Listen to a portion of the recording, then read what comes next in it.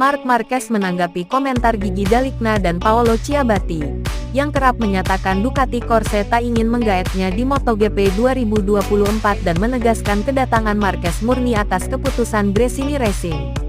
Marquez justru mengaku takkan bergabung jika Ducati tak menginginkannya. Marquez memang bergabung dengan Gresini pada 2024 dengan kontrak setahun saja, tanpa ikatan dengan Ducati Corse.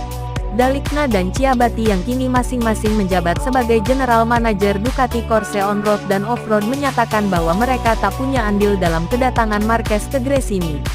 Kedua pria Italia ini bahkan tak segan menyebut Marquez bisa jadi memicu kerusakan harmoni di antara para rider dan tim-tim Ducati.